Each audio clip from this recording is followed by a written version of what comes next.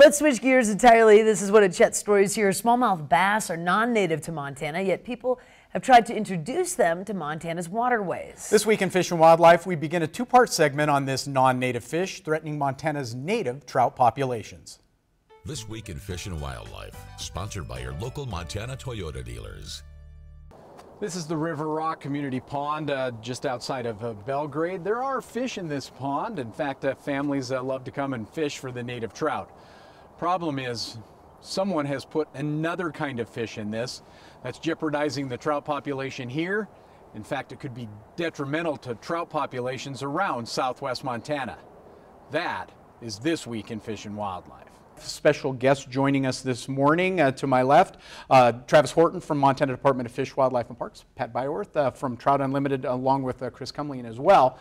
We're talking about a big deal here, aren't we, gentlemen?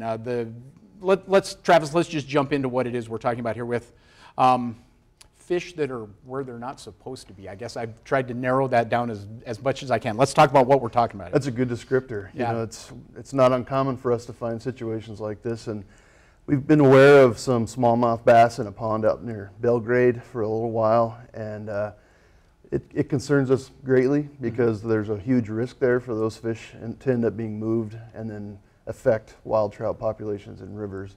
And you know, partly why it's taken us a little while to respond is we developed some environmental DNA techniques to go test other ponds to make sure they hadn't been moved already. And so now we're finally getting to the point where we better try to get something accomplished with it. Maybe we should go back further. How'd they get there? That's a good question. We don't know. No, absolutely no question it was somebody illegally introducing them, because it's definitely not something that the agency has done. And you know, again, that's not uncommon. We've got lots of examples of folks moving fish. Pat, let's jump into this a little bit. The idea of smallmouth bass is what we're talking about in this case, and a trout. How big a deal can that be? I mean, they're fish, and there's water, and I mean, can't they just get along? Well, you think about Montana, it's legendary for its wild trout fishery, and that's because our cold, clean water and our good habitat is ideally suited for trout. Smallmouth bass come from warmer climates, and we have a really long winter and short spring and short growing season.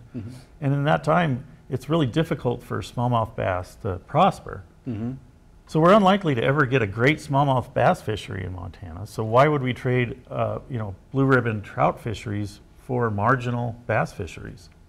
And marginal trout fish. I mean, it goes both ways. They don't just balance each other out. Say, all right, it's going to be largemouth or smallmouth bass or largemouth bass. Trout are gone. We'll just have.